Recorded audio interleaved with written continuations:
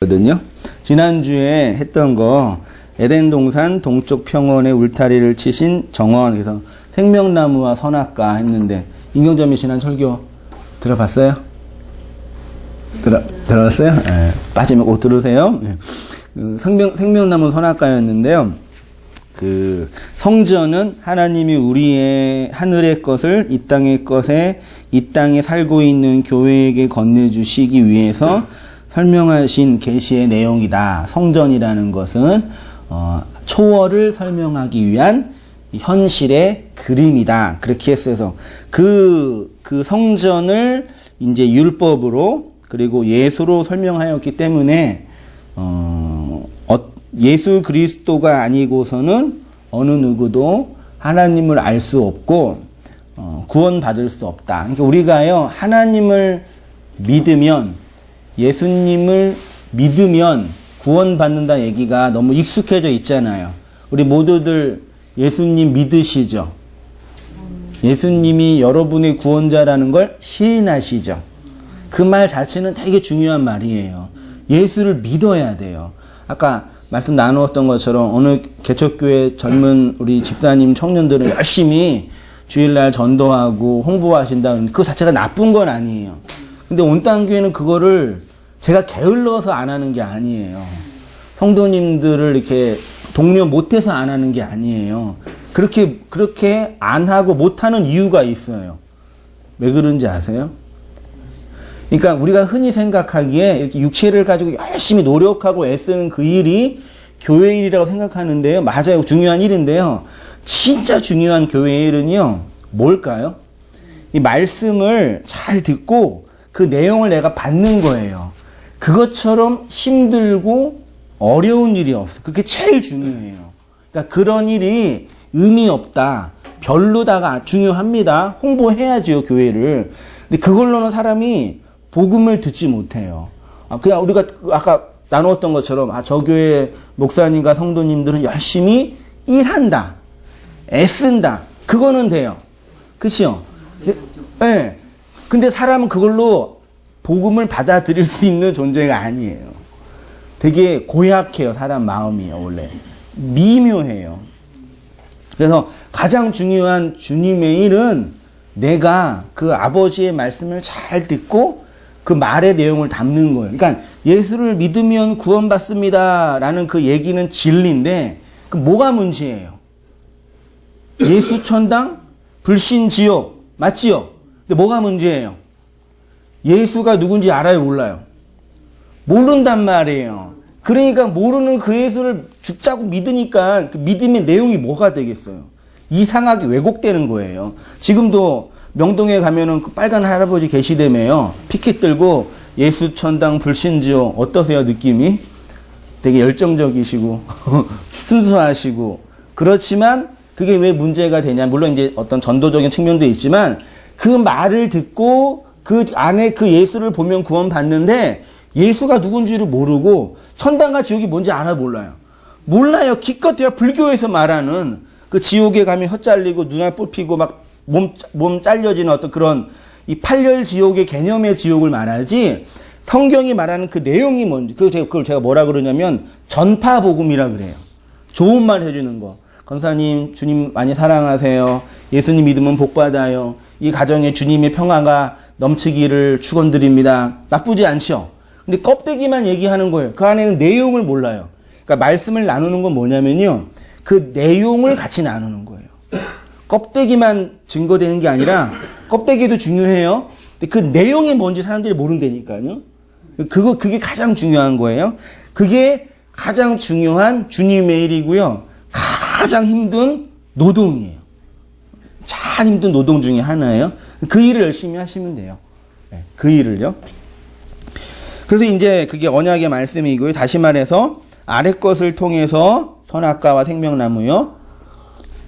선악과 위의 것을 알면 생명나무를 알면 하나님을 대적하는 동편에서 죽어서 하나님 편으로 건너오는 자가 된다. 그러니까 가인이 심판받은 이유는 아벨을 죽여서가 아니라 가인이 왜 심판받았어요? 자신이 죽인 아벨이 무슨 의미가 되는지 몰라서 심판받은 거예요. 사람들이 심판받는 이유는 예수님을 죽여서 심판받는 게 아니라 죽인 그 예수가 무엇을 의미하는지 몰라서 심판받는 거죠. 지난주 이 자리에서는 제가 얘기를 안 했던 것 같는데 저기 그 공릉동에서는 설교를 모니터링 하다 보니까 그 얘기를 했던데 우리 집사람 할아버지 그러니까 저의 집사람 할아버지 뭐라 그러죠? 외조부. 예. 저희 외조부님께서 제가 대학교 때 그때 집사람 연애하고 있었거든요. 대학생 때 이제 돌아가셨어요. 집사람이 얘기해 주는데 이제 그 와병으로 병에 누워서 이제 임종 순간이시니까 집사람이 청년 얼마나 열정적이었겠어요. 이제 할아버지 구원 받으셔야 되니까 돌아가시 직전이라도 예수님 믿으면 구원 받아요? 못 받아요? 못 받아. 못 받아요? 돌아가시 직전에 평생 동안 막 살다가 직전에 나 예수님 믿어요. 그러면 구원 받아요? 못 받아요? 보통 받는다 그러지. 어떻게? 그 말 그게 정말 그 믿음이라면 받아요? 못 받아요? 받아야죠. 받아요. 그래서 우리 억울해하는 거잖아요. 병원에도 쫓아가잖아. 진짜 예수님 믿으면 구원 받아요. 그래서 집사람이 너무 이제 갈급해서 운명 직전이시니까 할아버지 예수님 믿으셔야 돼요.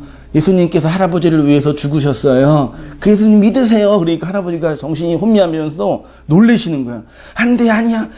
내가 예수님 안 죽였다고. 내가 예수님 안 죽였다고. 로마 군병이 예수님 죽였다고. 그러셨대요.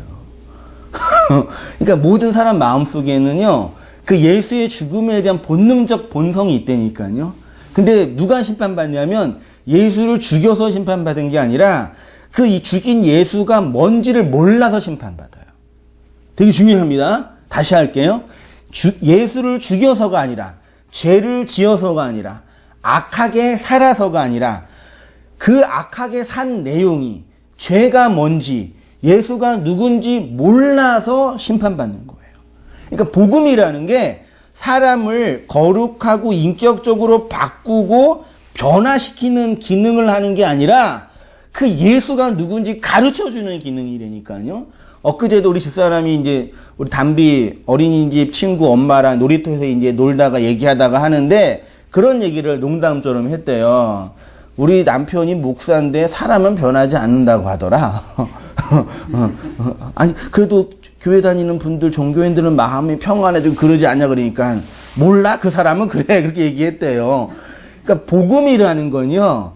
우리가 깨끗하고 도덕적으로 바뀌어지는 어떤 그런 기능을 하는 게 아니라 그 하늘의 진리, 그 예수가 누군지를 알아먹는 존재가 되는 거예요. 이게 진짜 오늘 한국교회에 진짜 중요한 복음의 내용이에요. 그러니까 도덕적이고 깨끗하게 사는 게 나쁘다는 얘기가 아니라요. 그 진리가 뭔지 아시겠죠, 복음이요? 예. 그거예요. 그래서 가인이 심판받은 이유는 아벨을 죽여서가 아니라 죽인 아벨이 무슨 의미가 되는지를 몰라서 심판받는 거예요. 읽어볼게요. 사람들이 심판을 받아 지옥에 떨어지는 이유는 죄인으로 태어나서 죄를 지었기 때문이 아니라 뭐라고요? 자신이 죄인이라는 걸 모르기 때문에 심판받아요. 이건 정말 마음에 새기세요. 자기가 죄인이라는 걸 모르기 때문에 심판받아요. 선악과 먹은 죄인이라는 걸 모르기 때문에 심판받아요. 그러니까 예수 믿지 않는 자가 지옥에 가는 것은 당연하지요. 죄를 많이 지어서 간 거라면 난 좀 덜 지었으니까 변명할 수 있잖아요. 하나님, 난 그렇게 깨끗하게 살았어요. 난 죄 안 짓고 남 힘들게 안 하고 남 상처 안 주고 법 지키며 살았어요. 왜 날 지옥에 보내요라고 말할 수 있어요? 없어요? 있어요? 없어요? 없는 거예요. 그걸로 지옥 가는 게 아니라니까요. 죄를 지었기 때문에 지옥 가는 게 아니라 그 죄가 뭔지를 모르기 때문에 지옥 가는 거예요. 그가 적극적으로 하나님의 의의를 대적한 뭐가 돼요? 사탄의 자리에 있기 때문에 지옥 가는 거예요. 그러니까 오늘날 생명나무와 선악을 알게 하는 나무가 무엇인지도 모르면서 예수를 믿는다고 시인만 하면 지옥에 가지 않고 천국에 갈 수 있다고 가르치는 것은 자신도 못 들어가고 그렇게 들어가고 싶은 사람도 못 들어가게 하는 그런 바리새인과 서기관들이 되는 거예요. 맨 아래 말씀 마태복음 23장 13절 보세요. 다 함께 읽어볼게요. 보이세요? 맨 아래 시작. 화 있을진저 너희는 천국 문을 사람들 앞에서 닫고 들어가지 않고 들어가려 하는 자도 들어가지 못하게 하는도다. 서기관들과 바리새인들이요 자신들도 천국 문에 들어가지 않고, 그게 내용이 뭔지 모르니까요, 들어가고자 하는 사람, 기독교인이 되려면 반드시 누구를 만나야 돼요? 그 전에 하나님은 저기 하늘에 계시니까요. 천국에 가려면 누구를 만나야 돼요? 누구 만나야 돼요? 목사, 전도자를 반드시 만나야 돼요. 그 전도자, 목사를 만나지 않고서는 그 진리를 몰라요. 그러니까 목사에게 있는 권위가 그만큼 중요하다니까요. 복 빌어주고, 하나님의 은혜를 나누어주는 존재가 아니라요. 반드시 그 목사, 어떤 목사를 만나야 되잖아요. 우리가 이 땅에 태어나면 누구 있어요? 엄마, 아빠 있어야 되는 것처럼요. 근데 그 맨 앞에 있는 종교의 문을 열고 있는 문지기와 같은 기능을 하는 그 목사가, 이 당시에는 서기관과 바리새인들, 이 사람들이요, 왜곡된 율법 종교를 가지고 있었기 때문에 너희도 천국 문을 사람들 앞에서 닫고 천국 가고 싶어요 라고 들어온 사람들에게 맨 앞에 문지기잖아요. 문을 닫는 거예요, 이 인간들이요. 문을 닫고 들어가려고 하는 사람도 못 들어가게 하고 자신들도 못 들어가게, 이런 일이 벌어진 거예요. 예수님 당대에 그 예수가 와가지고 이 나쁜 놈의 종교인들 다 부신 거예요. 그리고 이제 힘이 딸리시니까 그 사람들한테 죽임을 당한 거죠. 이게 오늘날 우리의 모습 안에 그대로 드러나고 있어요. 왜곡된 하나님을 만들어버리는 거예요. 그러니까 성경의 내용, 설명하는 그 하나님이 아니라 삐뚤어진, 문제가 생긴 그 하나님 상을요. 생각해 보세요. 지도를 받았는데 지도가 찌그러져 있으면 갈 수 있어요? 마치 그런 모습이라니까요. 그거에서 끔찍한 일이 벌어지고 있습니다. 이제 한 달날 내려와서요. 오늘 할 거. 강이 에덴에서 흘러나와 동산을 적시고, 이 부분 있죠. 이어서 2장 10절에서 강이 에덴에서 흘러나와 동산을 적시고 거기서부터 갈라져 몇 개의 근원이요? 4근원이 되었다고 합니다. 이 4개의 강은, 첫째 강이 비손강, 그 다음에 기혼강, 그 다음에 히데겔강, 그 다음에 유브라데 강. 몇 개의 강이요? 4개의 강이 있어요. 그런데 재미있게도 인류 문명의 4대 문명이 어디에서 시작해요? 4개의 강. 이집트, 황하, 메소포타미아, 티그리스 강. 아마도 그 4개의 강을 설명하지 않느냐라고 추측을 하는 거예요. 근데 똑같은 이름이 티그리스도 있고요. 히데겔이 티그리스예요. 유브라데 강은 실제로 있어요. 이라크 지역에요. 그 나머지 비손강과 기온강은 정확한 지명을 몰라요, 지금은요. 근데 아마도 그렇지 않을까라고 추측해 봐요. 아무리 척박한 땅이라고 할지라도 강물이 흐르면 그곳에 생명이 깃들고 그 생명은 또 다른 생명을 잉태합니다. 그렇죠. 아무리 척박한 땅이라고 할지라도 그 척박한 땅에 물이 흘러가면요, 생명이 깃들고 생명이 잉태돼요. 그런데 성경은 그 강이 어디서부터 나온다라고 하냐면 에덴 동산, 즉 하나님이 하늘의 것을 설명하기 위해서 이 땅에 세우신 성전에서부터 흘러나온다고 합니다. 그러니까 성전은 단순히 진리를 종교적 율법으로 가르치는 종교 학교나 율법 학교 정도가 아니라 생명이 잉태되고 생명이 탄생되고 생명이 자라는 어디요? 가정, 엄마의 자궁. 그러니까 성전은 우리가 단순히 진리를 배우고 성경을 공부하는 차원 정도가 아니라요, 그것을 통해서 생명, 모종의 생명이 만들어지는 곳이에요. 성전 개념이에요. 그러니까 성경을 열심히 공부한다는 개념이 학교에서 글자를 공부하고 뭘 배우는 차원이긴 하지만 그것의 궁극적인 목적은 글자 배우는 게 아니에요. 왜요? 글자 배우면 나중에 다 어떻게 돼요? 까먹어요. 까먹는 거는 정상이에요, 비정상이에요? 정상이에요. 그러니까 어떻게 해야 돼요? 예전에 듣던 말씀 또 들려주시오. 또 계속 들어야 되는 거예요. 까먹으니까. 까먹은 게 나쁜 게 아니에요. 그러니까 그 잘 듣고 배워서 어떤 지적으로 많이 알고 그걸로 막 내가 알고 있는 지식을 자랑하는 게 아니라요. 그 알미 생명이 잉태되는 자궁과 같고 가정과 같은 공간이라는 얘기예요. 그러니까 말씀을 듣고 있는, 말씀을 가르치는 목사가 학교 선생처럼 말씀을 잘 가르쳐야 돼요. 근데 잘 가르치는 것이 뭐 시험 잘 보기 해서가 아니라요. 잘 가르쳐서 그 생명이 어디에? 성도님들, 마음과 삶에 잉태되게 생명이요. 그 말씀을 듣고 있는 성도님들도 어떻게 들으셔야 돼요? 말씀을 잘 배워서 지적으로 잘 수납해가지고 결국 뭐예요? 그 지식을 자랑하고 나열하는 그런 사람들이 있죠. 지식을 자랑하고 나열하는 그분들은 정말 생명이 뭔지 모르는 분들이에요. 지식을 나열하고 자랑하는 게 아니라 그 지식으로 진짜 생명이 내 안에서 흘러나오는 그 생명이 되게 하는 거예요. 그 관점으로 말씀을 들으셔야 돼요. 아시겠죠? 단지 지적인 어떤 수고 차원 정도가 아닙니다. 그치만 지적으로 깨어나야 돼요. 듣지 않으시면 안 돼요.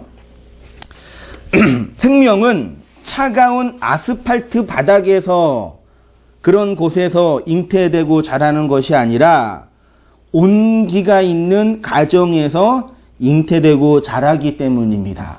저는 제가 생각하는 교회론, 가정론 중에 하나가 뭐냐면요. 온기가 있는 교회. 온기가 뭐예요? 참 제가 단어 쓰고도 참 잘 썼다. 좋다. 온기가 그 따뜻함이잖아요. 그 평안함. 진짜 이 방은 온기가 있잖아요. 얼마나 좋은 방이에요. 거기에서 생명이 자라요. 근데 이게 단지 물리적 개념의 온기가 아니라 가정이 뭐예요? 가정. 네.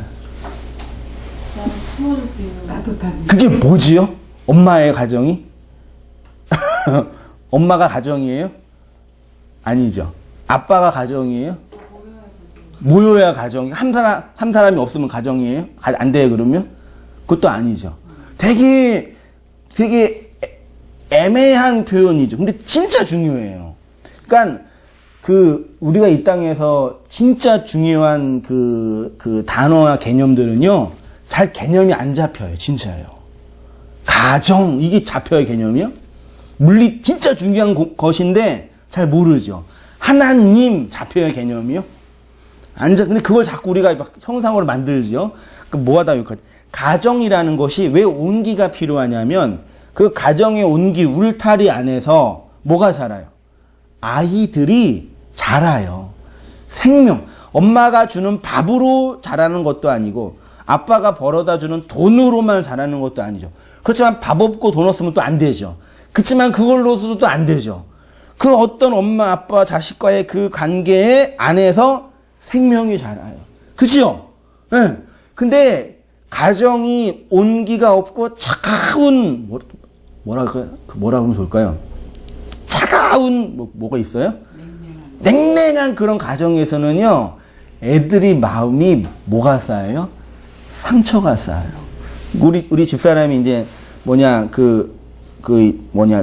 주중에 몇 번 알바로 어디죠? 애들 가르치는 아동센터 같은 데 다니거든요. 미술 가르치는데 거기 딱 느껴진대요. 엄마, 아빠의 보살핌을 잘 받는 아이들의 심성과 거기에서 이제 상처받아서 못 받는 아이의 심성이 딱 차이가 난대요. 그 가정은 진짜 돈 많이 있고 넓은 집이 중요한 게 아니라 온기죠. 맞죠? 네. 근데 교회도 그래요. 교회도 그 생명으로 온기가, 왜요? 그 진리로 이렇게 그 생명이 뭔지 모르는 사람들이 그 생명이 뭔지를 배워가는 곳이니까요. 거기에서 생명이 자란다니까요. 진리는 보이세요? 우리를 차갑고 냉정한 사람으로 만드는 것이 아니라 따뜻하고 뭐 있는 사람이요? 온기 있는 사람으로 만듭니다.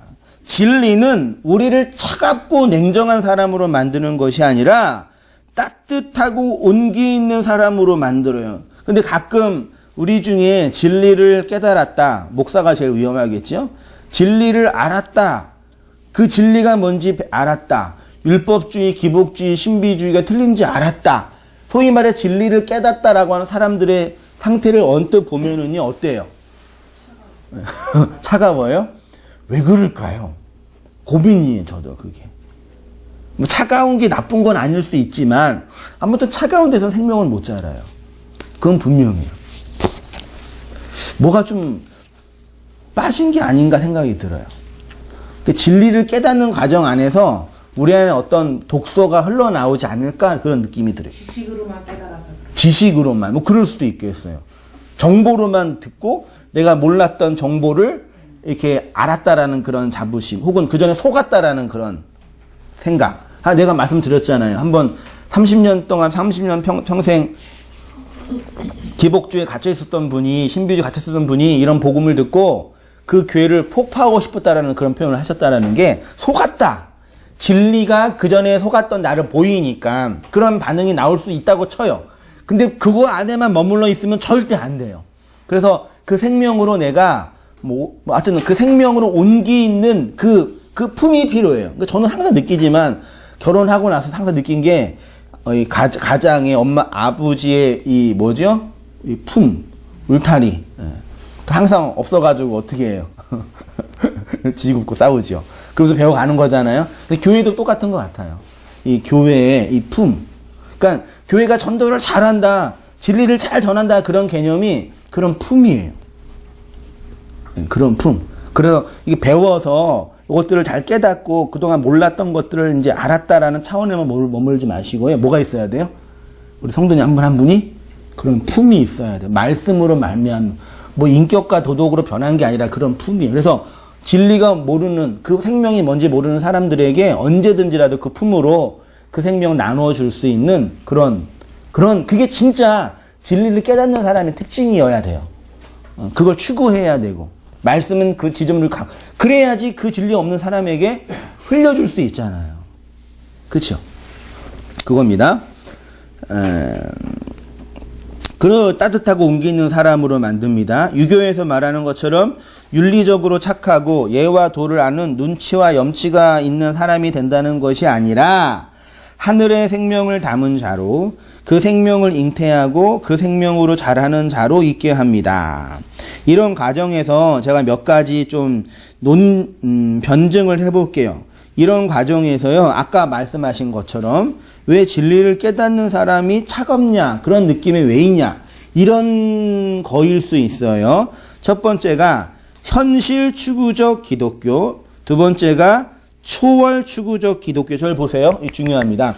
우리가 말씀이라는 걸 이렇게 배우면은요, 그 말씀이 우리 안에 떨어지면 두 가지 반응으로 나누어져요. 첫째 반응은 그 말씀으로 현실을 위한 말씀으로 바꿔버리는 거. 우리가 그동안 잘 알고 있었던 기복주의나 율법주의나 신비주의 이런 게 현실을 추구하는 거예요.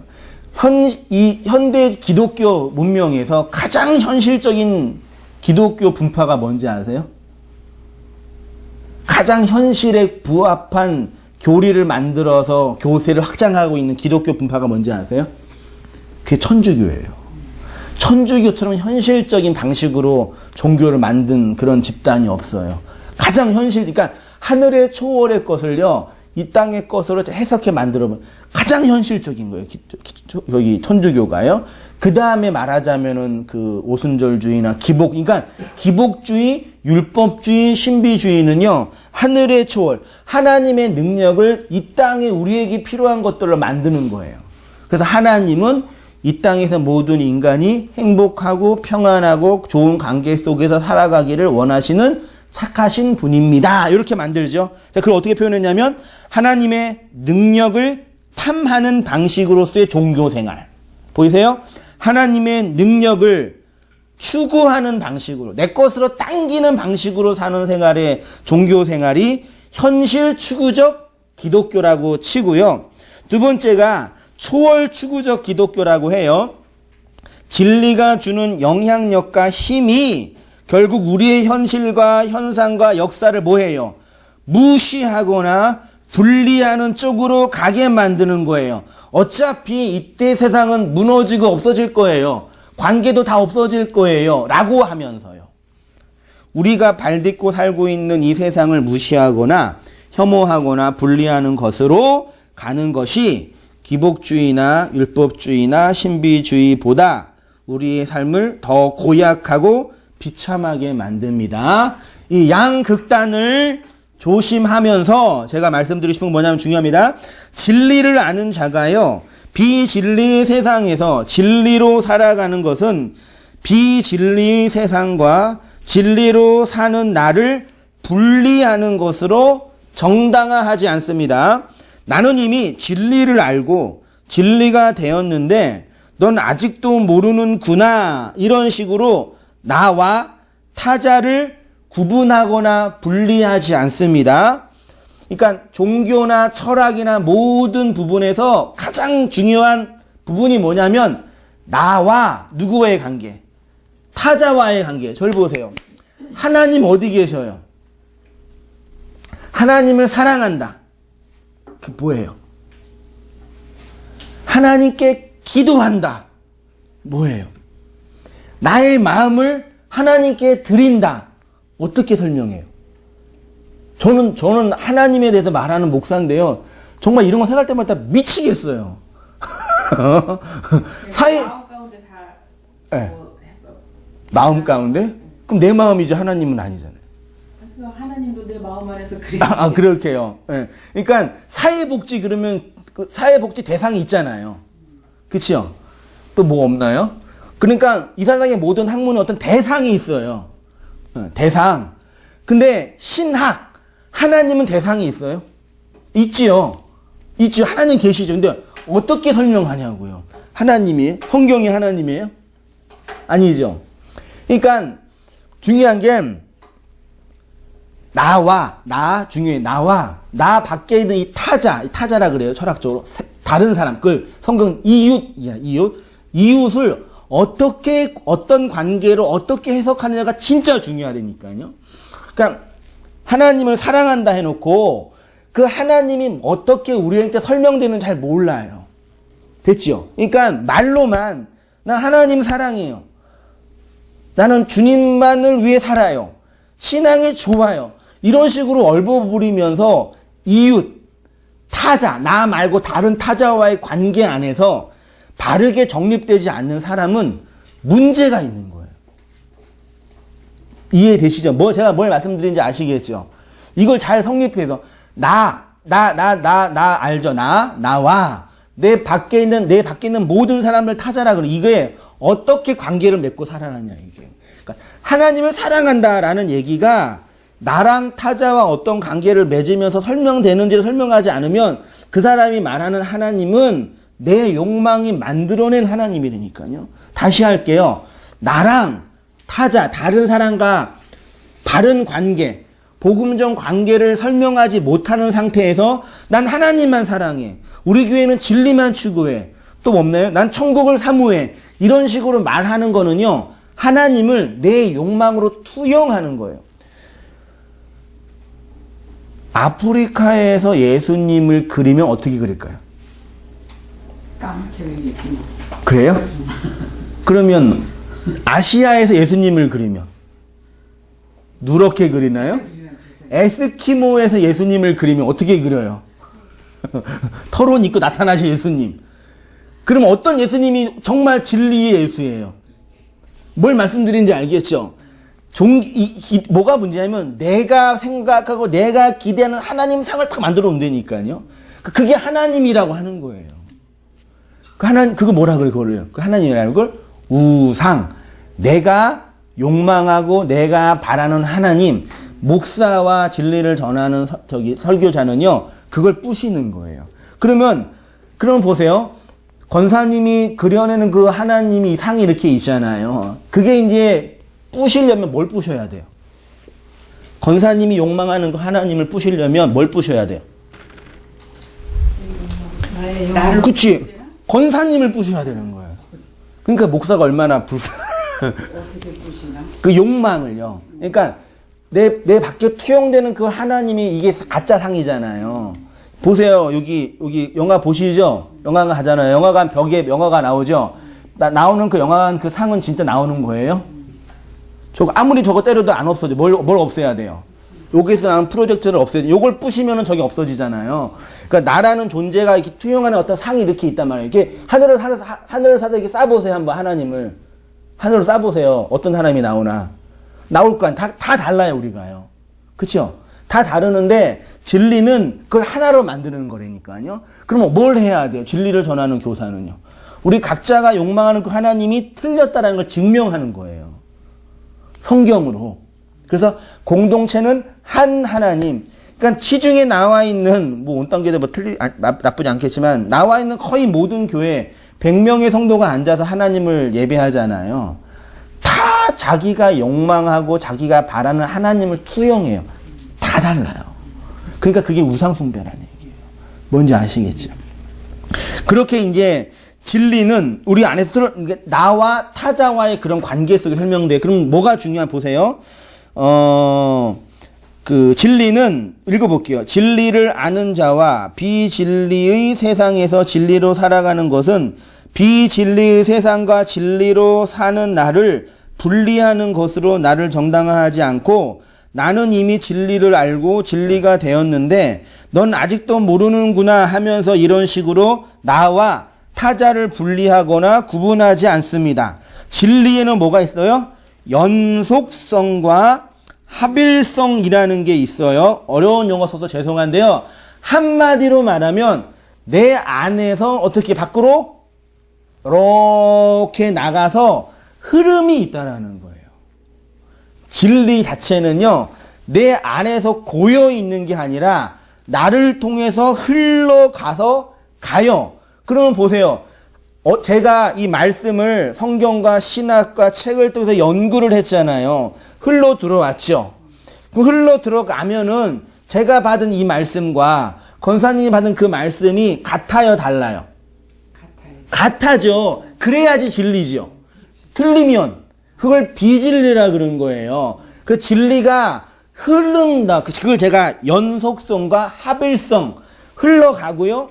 내가 갖고 있는 이 진리와 타자가 받는 그 진리를 하나로 만들어요. 교회가 하나 된다는 게 이해되세요? 좀 제가 너무 철학적으로 죄송한데 이해는 되시죠? 흘러가서 내가 받은 이 진리와 임경자매가 듣는 그 진리가 뭐예요? 하나가 돼요. 그래서 교회가 하나가 되는 거예요. 할렐루야. 아시겠어요? 물이 차면 넘치고 흘러가는 힘이 있듯이 진리는 그것으로 나와 타자, 나와 세상을 분리하지 않고 진리로 흘러가고자 하는 강력한 뭐가 있어요? 힘이 있다고요. 여러분, 생명의 본질이 무엇인지 아시죠? 생명이란 죽음에 항거하는 모든 활동입니다. 생명이란 뭐라고요? 죽음에 항거하는 모든 활동이에요. 그 생명의 활동을 생명력이라고 하고요. 따라서 생명력이란 그 생명이 소극적으로 외부의 죽음의 세력으로부터 자신을 보호하고 구분하는 것에만 머물러 있지 않고 적극적으로 외부의 죽음의 세력을 공격하여 그 죽음을 생명으로 전환시키는 게 있어요. 자, 보세요. 생명력이란 외부에서 들어오는 죽음의 세력을 항거하는 거죠. 그 외부에서 죽음의 세력이 내 안에 들어오고 난 생명력이 있어요. 근데 내 생명력이 약하면 난 어떻게 돼요? 그게 죽는 거예요. 그게 그 생명이 있으면 내 밖에 생명으로 흘러 나가는 거죠. 그게 죽음에 항거하는 생명력이에요. 적극적으로는 죽음의 세력을 공격하여 그 죽음을 생명으로 전환시키는 연속성과 합일성으로 흘러가요. 생명 안에 있는 생명력은 죽음을 생명으로 정복하고 그 죽음이 살아있는 또 다른 생명이 되게 한다는 얘기입니다. 이게 진짜 중요해요. 내 안에 진리가 들어오면 비진리인 내가 죽지요. 옛자의 죽음이에요. 그럼 내가 진리로 살아나지요. 진리로 살아면 또 여기가 뭐예요? 비진리죠. 그러면 진리가 흘러가서 그 비진리를 공격하고 죽이는 거예요. 그게 힘들어요? 그게 좋아요? 힘들어요? 힘들죠. 그래서 자기 깨어짐, 목배임. 여러분 말씀을 들으시면요. 두 가지가 있어야 돼요.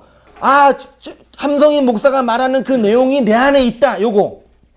또 하나. 그 말이 나를 공격한다. 이거 없으면요. 내가 타락한 목사라니까요. 다시 할게요. 진리를 들으시면 그 진리를 전하는 목사의 얘기를 들으시면서 맞아. 저 목사가 하는 그 얘기가 나한테 있다. 왜? 내가 진리가 뭔지 아니까. 있든지 또 하나는 그 진리가 나를 공격하고 있네. 나를 자각해야 되니까요. 그게 없으면요. 전 얘기 허투루 하는 거예요. 잘못 얘기하는 거예요.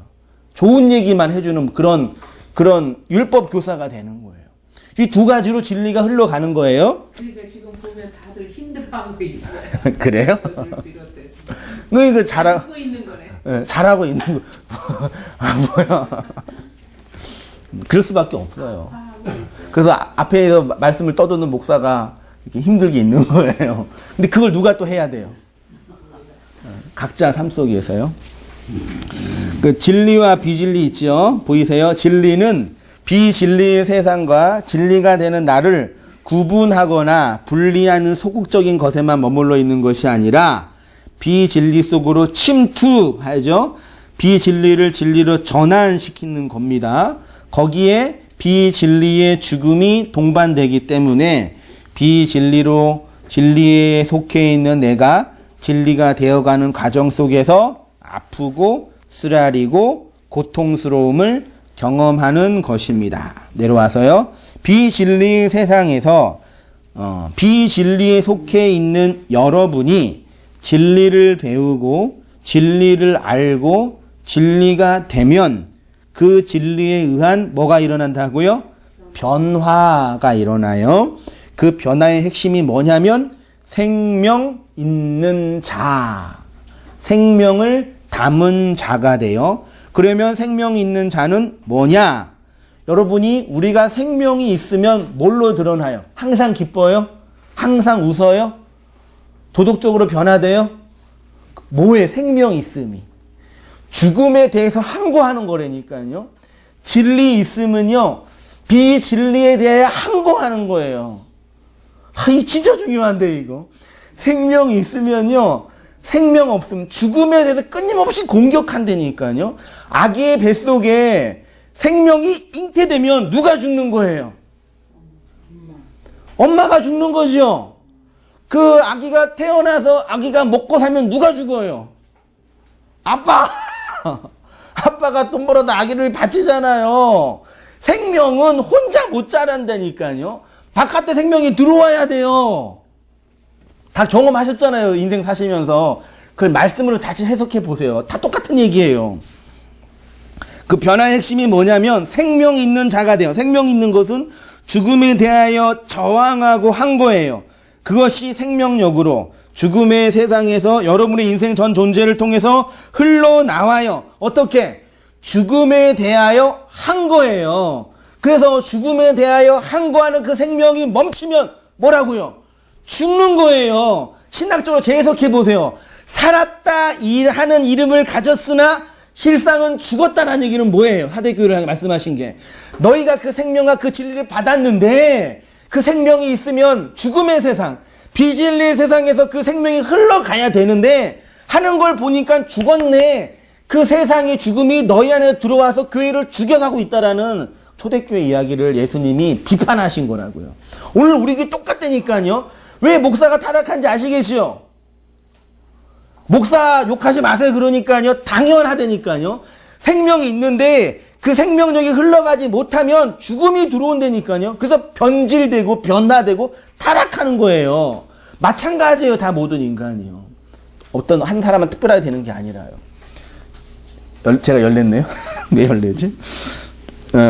종교는 아편인가 있죠? 보세요. 종교 아편인가. 그러니까 하나님을 아는 것과 이 세상에서 살아가는 것을 따로 분리하면 기독교는 고작해야 진통제나 마약이에요. 종교 아편이 아니에요. 종교 아편이 아니에요. 임경자매님, 아편이 아니에요. 어떤 사람들한테는 아편이지 않을까? 네, 종교는 아편이에요. 기독교는 종교적인 개념이 사실 아니에요. 세상의 모든 종교 다 아편이라니까요. 그래서 아픈 사람 그거 먹으면 어떻게 해요? 살잖아요. 암 걸렸어요. 근데 암 걸렸는데 당신 암 사기입니다. 한 달 안에 죽습니다. 그러면요. 보름 안에 돌아가세요. 근데 암 사기입니다. 노력하고 있으면 2년 살 수 있습니다. 그러면요. 안 죽어요. 다 그런 건 아니겠지만. 뭔지 아시겠죠? 사람이나 그렇게 미약한 존재라니까요. 그래서 그런 위로와 격려가 필요하다고 저는 생각이 들어요. 병원 갔는데 고지고대로 얘기하면 돼요? 안 돼요? 안 되죠. 잘 얘기해 줘야죠.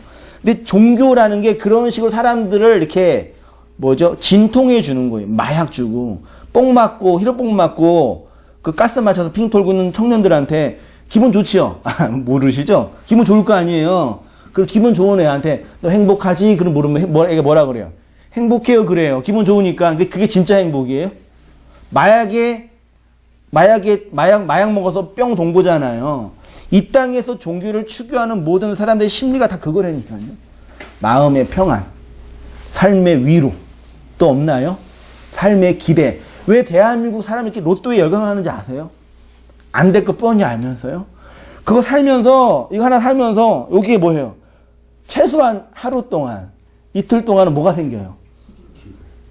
기대. 그 기대가 날 살게 한다니까요. 그러니까 대한민국 장사를 잘하는 거예요, 정부가요. 그 기대가 날 살게. 그리고 미국에서 슈퍼볼 맞았다고 하는 그거 들으면은 나한테 소망이, 나랑 상관이 없는데도요, 나한테 소망이 생긴다니까요. 그치요? 아편이 종교가 이 땅에서 그런 소망과 기대를 주니까 뭘 못하냐면 나의 실제를 못 보게 돼요. 그렇죠? 근데 복음은요, 뭘 하는 거예요? 그래, 나의 실제를 봐요. 그래서 그냥 위로가 안 돼요. 그냥 위로가 안 돼. 뭔지 아시겠죠? 한승현 목사가 뭘 말씀드리는지 알겠죠? 왜 제가 이렇게 말씀을 전하는지 알겠죠? 힘들게. 실체를 가르치는 거라니까. 그래서 아프고 힘들어요. 근데 그게 진리라니까요. 그래야지 진짜 항상 기뻐하고 쉬지 말고 기도하고 범사에 감사하는 그 존재가 돼요. 얼마나 근데 이게 본성과 성향을 거스리는 일을 하는 거예요. 저도 말씀을 연구하고 전하면서 나도 힘든 건 둘째 문제고 참 듣고 있는 분들 대단하시다. 진짜 듣고는 계시는 건가? 속으로 이렇게 이걸 진짜 이해하시고 계시는 것일까? 그런 생각이 들 때가 있다니까요.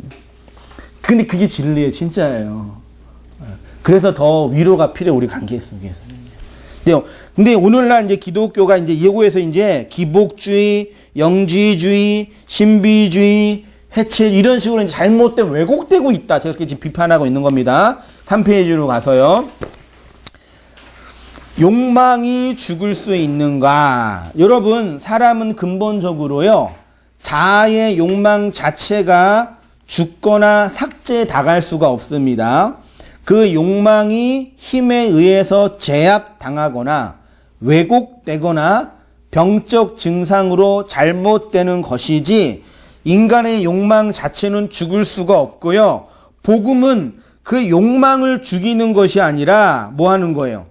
욕망 안에 하나님의 생명이 가입되는 거예요. 아까 죽는다 그러니까 좀 무서워하셨는데 그 죽음의 본질이 뭐냐면요. 욕망하는 나 안에, 나의 욕망 안에 하나님의 생명이 가입되는 거예요. 그래서 그 욕망이 변화돼요. 아시겠죠? 우리의 욕망하는 나의 자체, 살고 싶고 생존하고 존재감을 확인하고 싶은 그 욕망 자체, 먹고 싶은 욕망 자체를 삭제하는 게 아니라 인간의 욕망이 좋아요, 나빠요? 악한 거예요, 선한 거예요? 누구나 다 있지. 살을 빼고 싶은 욕망, 악한 거예요, 선한 거예요? 선하고. 살을 찌고 싶은 욕망, 악한 거예요, 선한 거예요? 밥을 많이 먹고 싶은 욕망, 악한 거예요, 선한 거예요? 여러분, 밥 먹고 싶은 욕망이 없으면 어떻게 돼요?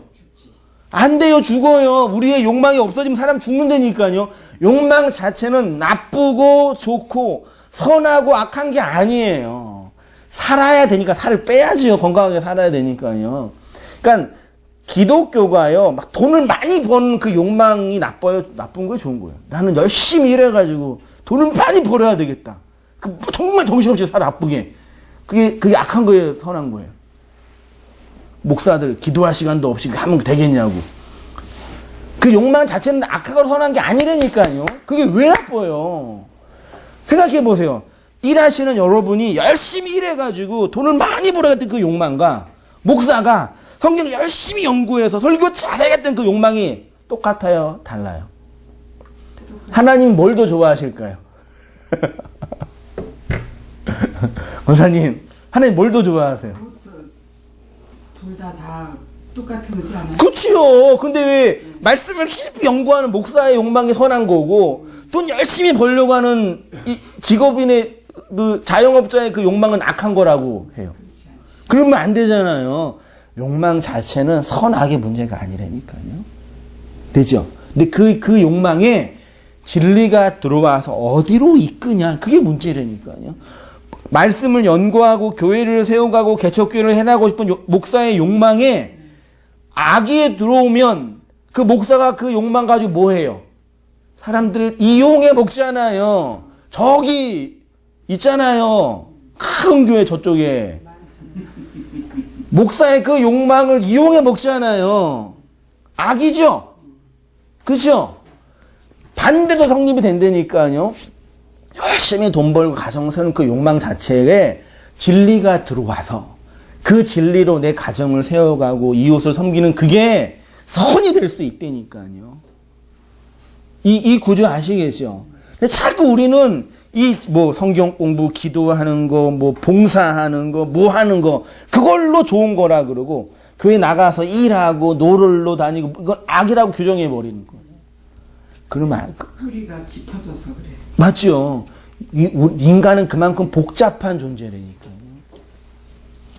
그게 없어지는 게 아니라 나의 세속적 그 돈 벌고 싶은 욕망이 죽는 게 아니에요. 그 안에 진리가 들어온다니까요. 그걸로 사는 거는 존재가 돼요. 욕망 안에 하나님의 생명이, 그러니까 너무 무서워하지 마세요. 한동안 제 설교 들었던 청년들이나 많은 분들은 목배임, 자기 깨어짐, 해체, 함몰, 뭐 이런 얘기가 막 쫙 쫄아가지고 이거 어떡하지 그러는데 그게 이 얘기예요. 어떻게 내 욕망이 죽어요. 맞죠? 그 욕망 안에 그 생명이 들어온다니까요. 그걸로 사는 걸, 그게 행복이에요. 그쵸? 그러니까 거기에서 나의 옛 자아의 죽음이 동반되니까 아픈 것 뿐이고요. 그러니까 죽으려면 빨리 죽어야 돼요. 그냥 한 방에 그냥. 동물 잡을 때 한 방에 정수를 이렇게 팍 찍어가지고 막 가게 해야 되는데 이게 그냥 빗 맞는 것 같아 이게. 네, 잘 해야 돼요. 예. 칭의와 성화의 오해 있죠. 칭의를 잘못 이해하면 나의 불의와 예수의 의를 분리하게 됩니다. 구원은 예수의 의로 옷 입는 내가 그 옷에 의해서 변해 가는 과정입니다. 그래서 어느 때는 그 옷에 걸맞는 나를 보는 듯해서 기쁠 때도 있지만 어느 때는 옷 입고 있는 옷과 전혀 맞지 않는 나를 봅니다. 절 보여. 거지와 왕자 얘가 되게 중요한 구원의 개념. 구원의 칭의라는 게 있어요. 믿음으로 말미암아 구원받는다. 구원이란 뭐냐면요. 내가 거지예요. 절 보세요. 중요해요. 요거만 이해. 내가 누구라고요? 거지예요. 그러면 이런 나는 거지를 하나님이 왕자로 바꾸려면 어떻게 해야 돼요? 왕자의 옷을 입히면 되죠. 그럼 왕자가 돼요. 그렇죠? 그거 입고 궁궐에 들어가면 왕자님 그로 들어가게 하죠. 그게 구원이에요. 아시겠죠? 천국에 가는데 천국 문을 들어가야 되는데 하나님의 아들만 들어갈 수 있다고 쳐요. 그래요? 그럼 어떻게 해야 돼요? 나를 아들로 만드는 방식이 뭐냐면 아들의 옷을 입히는 거예요. 입혔죠? 입혔으면 그럼 들어갈 때 아들의 옷을 입은 아들이 된 거죠. 근데 나란 존재를 볼 때 옷만 바꿔 입었지 나는 여전히 뭐예요? 거지죠. 응. 이게 성도와 역사 속에서 경험하는 구원의 고뇌예요. 옷은 분명히 왕자 옷을 입었는데요. 속을 꼬라지를 보면은 거지란 말이에요. 그러니까 이걸 입었는데 나 왕자라 그러고 살고 있는 사람들 다 가짜예요. 예? 안 변한다니까. 아니면 내가 나쁜 놈이든지 둘 중에 하나는 진리예요. 안 변해요. 변하는 것처럼 느껴질 때도 가끔 있긴 있어요. 하나님의 은혜가 가입되면요. 옷에 맞는 나를 본다니까요. 근데 대부분 다 이게 안 돼요. 제가 카페에서 일할 때는 그냥 평상복 입고 하거든요. 넥타이 메고 돌리면요. 진짜 불편해요. 그렇죠? 여기서 일하시는 양복 입고 일하면 불편하시잖아요. 안 맞지요? 그런 걸 경험한다니까요. 나라는 존재는 거지인데 옷을 깨끗하게 입어가지고 항상 불편하단 말이에요. 그런 불편을 안 느끼시면요. 여러분 옷 입으신 거 아니에요. 하나님이 주신 옷을 입어야 되니까요. 근데 그 옷에 의해서 나라는 이 거지가 왕자로 변해가는 걸 이따 경험해요. 말씀으로 진리로. 그걸 경험하는 게 성도의 제가 복음적 고뇌고 그 복음적 고뇌가 복음적 생명으로 내 안에 들어와 내가 생명이 되는 거예요. 오늘 설교 되게 진짜 중요하거든요. 그러니까 잘 이해하셨으면 제일 좋은데 이해 안 하셨으면 찬찬히 진짜 들어보세요. 그 안에 있는 내용이 분명히 있어요. 찬찬히 들어보세요. 꼭이요. 배에서 생수의 강이 흘러나옴 하나님께서 우리에게 진리를 설명하기 위해 건네주신 성전에 생명의 근원과 생명 자체를 상징하는 뭐가 흘러나와요? 강물이 흘러나옵니다. 예수를 믿어서 예수의 영을 받은 우리를 뭐라 그래요? 성전. 그 성전에서 뭐가 흘러나요? 강물. 보이시죠? 요한복음 7장 37절 다 함께 읽어보겠습니다. 시작. 명절 끝날 누구든지 목마르거든 내게로 와서 마시라. 나를 믿는 자는 성경의 이름과 같이 그 배에서 생수의 강이 흘러나오리라. 예, 나를 믿는 자는 성경의 이름과 같이 어디에서요? 어디에서요? 배. 우리 배에서 뭐가 흘러나요? 생수의 강이 흘러나와요? 우리 여기 배에서 생수의 뱃살맛찌지 흘러나와요? 성경에서 말하는 배는 뭐냐면요. 인간의 욕망이에요. 우리의 욕망의 근원이 어디에 있다고요? 배. 상징적이에요. 근데 그 욕망의 근원에 뭐가 나온다고요? 생수의 강, 물이 흘러나와요. 우리의 악한 욕망이 그 진리로 환원되어 물이 흘러나온다네요.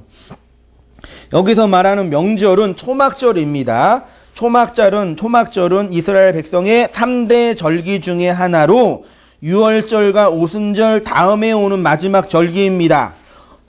우리나라 문맥으로 하면요.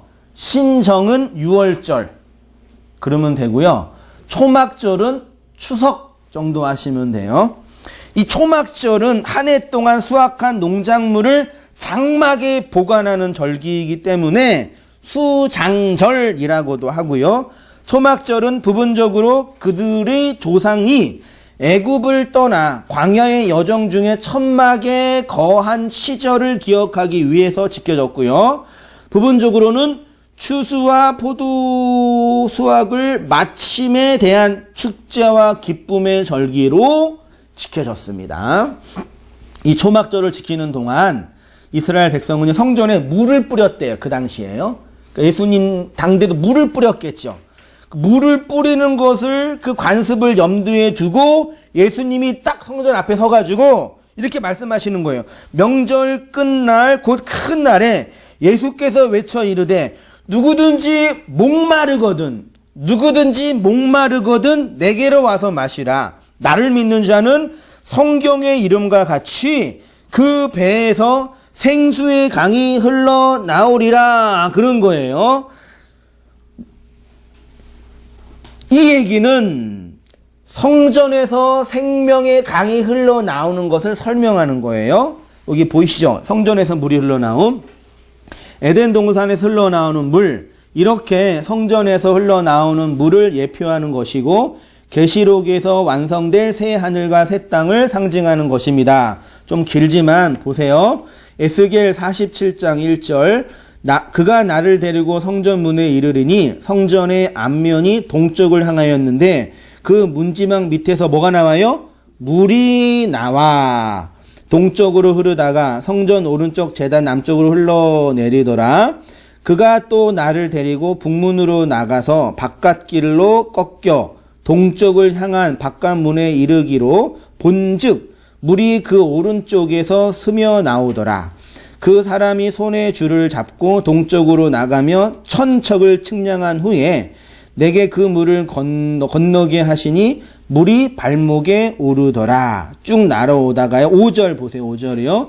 다시 천척을 측량하니 물이 내게 건너지 못할 강이 된지라. 그 물이 가득하여 헤엄칠 만한 물이요. 사람이 능히 건너지 못할 강이더라. 좀 보시고요. 9절 보세요. 9절. 이 강물이 이르는 곳마다 번성하는 모든 생물이 살고 9절 다시요. 이 강물이 이르는 곳마다 강물이 어디에서 흘러나와요? 성전에서 흘러나와서 4개의 강으로 흘러가죠. 보세요. 흘러가는 곳마다 강물이 흘러가는 곳마다 뭐예요? 번성하는 모든 생물이 뭐예요? 살아나고 고기가 심히 많으리니 이 물이 흘러가는 강으로 바닷물이 뭐예요? 되살아나고 이 강이 흐르는 각처의 모든 것이 뭐예요? 살아날 것이요. 계시록 22장 1절 한 달락 내려오시면 본문 있죠? 다 함께 읽어보겠습니다. 시작. 또 그가 수정과 같이 맑은 내게 보이니 하나님과 및 어린 양의 보도로부터 나와서 길 가운데로 흐르더라. 강 좌우에 생명나무가 있어 12가지 열매를 맺되 날마다 그 열매를 맺고 그 잎사귀들은 만국을 치료하기 위하여 있더라. 창세기에 있는 강가와 생명나무, 그리고 에스겔에 있는 성전, 그리고 맨 끝에 계시록에 있는 생명나무와 강가, 똑같은 그림이에요. 그러면 보세요. 우리가 그 성전을 통해 그 성전이 뭔지 알죠? 그러면 그 성전이 뭐가 흘러나온다고요? 물이 흘러나와서 그 물이 흘러가는 과정 속에 내가 물로 생명으로 살아나는 거예요. 그러니까 성도가 경험하는 구원은 성전에서 흘러나오는 물을 받는 것이고 그 물을 담아 생명으로 살아가는 것입니다. 성전에서 흘러나오는 물을 받는 거예요. 제가 열심히 말씀을 전하는 게 뭘 전하는 거예요? 물을 전하는 거예요. 근데 물을 전하면 그 물을 성도님이 받으면 그 물을 담은 자가 되는 거고 안 받으시면 그냥 상관없는 자가 되는 거예요. 그건 누구 책임이에요? 성도님 책임이에요. 그러니까 제 말 자체가 진리는 아니에요. 목사의 말, 설교가 하나님의 말씀은 아니에요. 아시겠죠? 네. 그러면 보세요. 목사의 말, 설교가 하나님의 말씀이면 설교할 때 졸면 돼요, 안 돼요? 하나님이 말하는데 졸면 구약시대 죽었어요. 목사의 말이 하나님 말이 아니라요. 그 말이 흘러가는데 그 말을 담는 여러분이 하나님의 말로 담을 때 그게 하나님의 말이 된다고요. 그러니까 어떤 사람에게는 한성의 목사의 말이 그 진리의 말이 되고요. 어떤 사람에게는 왜 저래? 뭐야? 왜 열래? 다른 목사 안 그러던데? 그 뭐예요? 그 상관없는 말이 된다니까요. 잘 들으세요, 그러니까요. 나보고 하는 것 같아. 아, 그러세요? 그러니까 왜 제 얘기 안 듣냐 그런 얘기 하는 거 아니에요. 안 들으셔도 돼. 제가 어떻게 사람을 이렇게 뇌를 열고 집어넣을 수도 없어요. 제 아들도 제 말 안 들어요. 걱정하지 마세요. 지 옆에도 안 들어요. 어떻게 사람이 조종해요. 전 포기했어요. 그치만 들을 분들은 들어요. 다 들었으면 좋겠어요, 마음으로는요. 진짜 제가 권력이 있어서 뇌를 잘라가지고 말씀을 집어넣었으면 할게요, 진짜요. 그게 돼요, 안 돼요? 그 어떤 권력도 안 되니까요. 사랑의 큐피트가 심장을 찔러야지만 되는 그런 이야기예요. 내가 하고 싶은 뇌를 잘랐어 지금. 그러면 지금 내면은 USB 연결해가지고 쭉 꽂으면 다 되죠. 그게 하나님의 말이에요. 그러니까 하나님의 말로 들으시면 돼요. 예. 그렇다. 말씀 전하는 목사는 내가 하나님 말하는데 왜 안 듣냐 그럴 필요도 없어요. 예. 그런 위치도 아니고요. 예. 그러니까 성도가 경험하는 구원은 성전에서 흘러나오는 물을 받는 것이고 그 물을 담아 생명으로 살아가는 것입니다. 그래서 예수님이 인간의 율법적 수고로 상징되는 율법의 5 남편을 만나 물이 없어 물을 길러오는 사마리아 여자를 향해서 이런 말씀을 하세요. 보세요. 다 함께 시작. 예수께서 대답하여 이르시되 이 물을 마시는 자마다 다시 목마르려니와 내가 주는 물을 마시는 자는 영원히 목마르지 아니하리니 내가 주는 물은 그 속에서 영생하도록 솟아나는 샘물이 되리라. 여자가 이르되 주여 그런 물을 내게도 주사 목마르지도 않고 또 여기 물 길러 오지도 않게 하옵소서. 이르시되 가서 내 남편을 불러오라. 여자가 대답하여 이르되 나는 남편이 없나이다. 예수께서 이르시되 내가 남편이 없다 하는 말이 옳도다. 내게는 남편 5이 있었고 지금 있는 자도 내 남편이 아니니 내 말이 참되도다. 예수의 여자의 진짜 남편 누구예요? 제가 답해야겠네요. 사마리아 여자의 진짜 남편 누구예요? 네 앞에 있는 나 있잖아. 내가 너의 진짜 남편이라니까. 너 옛날 5 남편 있지? 그 가짜야 그러는 거예요. 그게 뭐예요? 모세오경 5은 율법이거든요. 그 율법적 수고로 아무리 물을 길러도요 물을 못 받아요. 율법은 물을 못 준다니까요. 내가 너한테 진짜 물을 줄 수 있어. 그러니까 진짜요? 물 줘요 그러는 거예요. 무슨 말인지 아시죠? 여자는 자꾸 마시는 물 얘기하는 거예요. 당신이 물 줄 수 있다고요? 어디에? 그러니까 이게 물을 알고 있는 그런 샘물 주인인지 아는 거죠. 내가 주는 물은 배에서 영생하도록 솟아나는 샘물이야. 내가 그 남편인지 알았으면 그 물을 구했을 터인데 네가 모르는구나. 이 산마리 여자 누구예요? 우리예요. 우리가 다 이러고 살고 있잖아요. 율법적 수고로 열심히 노력하는데 물이 와요, 안 와요? 하늘에서 비가 내리는 그 비를 보면서 그 물이 아버지의 물로 해석하면 그 물로 사는데 사람들은 그 물로 이 땅의 물만 생각하잖아요. 다 주시는 거라니까요. 우리가 진리를 통해서 성전으로 지어져 간다는 것에는 이러한 의미가 내포되어 있습니다. 곧 하늘의 진리로서의 물을 담은 자로 그 물로 말미암아 생명이 되고요. 진리가 되는 거예요. 그 진리의 물은 우리가 임의로 소유하거나 조작할 수 있는 것이 아니지요. 우리가 그 물을 만들어내는 것도 아니라 그 물이 우리 안에서 우리를 통해서 흘러 들어와서 그 물 내 거예요, 아니에요?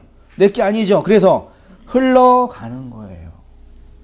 그래서 그게 물된 동산. 물이 끊어지지 아니하는 샘. 신약의 교회의 모습이에요. 그래서 진리의 물, 생명의 물은 반드시 뭐가 있어요? 흐름, 흘러가는 거예요. 그 흐름 속에 진리의 성장과 확장이 있는 것입니다. 그러면 이렇게 율법의 5 남편에게 물을 받지 못하여 목마른 사마리아 여자로 살고 있었던 나에게 물을 건네주는 진짜 남편을 만나 그의 아내가 된 성도에게 있어서 삶의 유일한 소망과 희망은 뭐겠어요? 물 없이 살고 있었던 여인이 물을 건네주는 남편을 만나서 그 물을 받고 살아요. 그러면 그 여자에게 삶의 유일한 희망과 소망과 기쁨과 기대는 뭐겠어요?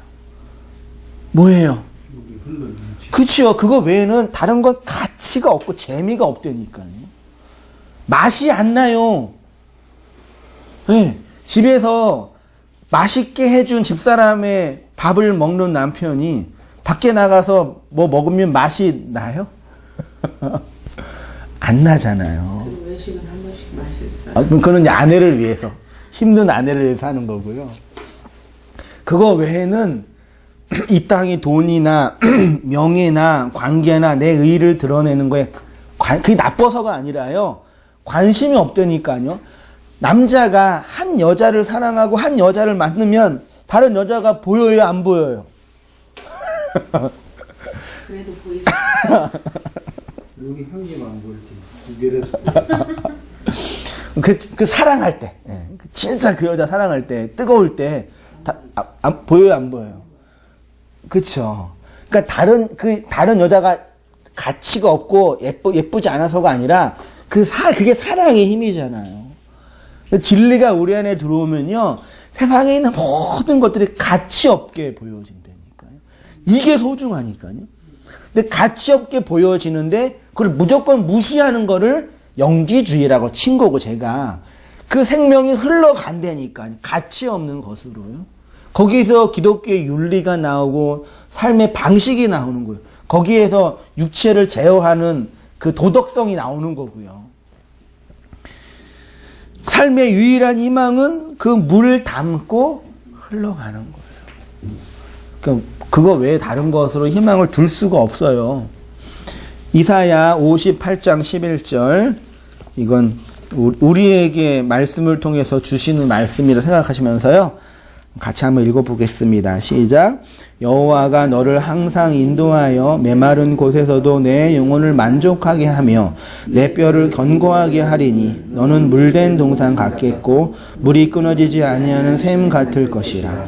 내게서 날 자들이 오래 황폐된 곳들을 다시 세울 것이며 너는 역대에 파괴된 기초를 쌓으리니 너를 일컬어 무너진 데를 보수하는 자라 할 것이며 길을 수축하여 거할 곳이 되게 하는 자라 하리라. 물된 동산, 물이 끊어지지 아니하는 샘이 되니까요, 황폐된 곳, 파괴된 곳들을 일으켜 세우는 거예요. 이런 게 우리의 소망의 말씀이에요. 여러분은 성전에서 흘러나오는 그 물을 담고 있습니다. 여러분 마음에 그 물이 있습니다. 그러면 물된 동산으로 물이 끊어지지 아니하는 샘이 되어서요, 황폐된 곳을 다시 세우고 파괴된 기초를 다시 보수하는 진짜 성, 하나님 나라의 성을 수축하는 그런 성도가 되는 것입니다. 그러니까 그거를 밖에 나가서 전도하고 교회, 그거 아니에요. 그 말을 담고 생명으로 있는 것 자체가요, 가장 중요한 일이에요. 다른 일은 해도 되고 안 해도 되고, 그리고 하게 돼요. 물이 내 안에 들어왔는데요. 진짜 도처에요, 그 물이 없어서 다 헤매는 영혼들 투성이라니까요. 잘 가르쳐주고 잘 품어주지 못해가지고 다 헤매요. 진짜예요. 다들 가인성, 자기성, 바벨성을 쌓는데 혈안이지만 그 물을 담은 자는 그 물이 흘러나오는 성, 하나님의 나라, 천국을 수축하는 자가 되어, 아니 엄밀한 의미에서 여러분이, 우리가 하나님의 나라로 천국으로 지어져 가는 것입니다. 우리는 물된 동산이고 물이 끊어지지 아니하는 샘이에요. 물을 계속 받아서 잘 흘러가시기를 축원드립니다. 기도하겠습니다. 하나님 아버지, 성전에서 흘러나오는 그 물로 또 살게 하시고 그 물로 숨쉬게 하시고 물을 담는 것이 무엇인지 알게 하시고 배우게 하시니 감사합니다. 이전에 알지 못했던 우리가 이 말씀으로 만나서 그 말씀으로 교제하고 그 진리로 함께 할 수 있는 귀한 장소와 시간과 공간을 허락해 주셨사오니 그 물을 담아서 그 진리의 물로 살아가는 물된 동산으로, 물이 끊어지지 아니하는 샘으로 잘 세워져 가서 물이 없어서 기근의 땅에서 고통받고 있는 심령들과 영혼들과 우리의 이웃들과 타자들에게 그 생명 흘려주고 나누어주는 교회로, 주님의 백성으로 잘 세워갈 수 있도록 은혜 베풀어 주시옵소서. 예수님의 이름으로 기도합니다. 아멘.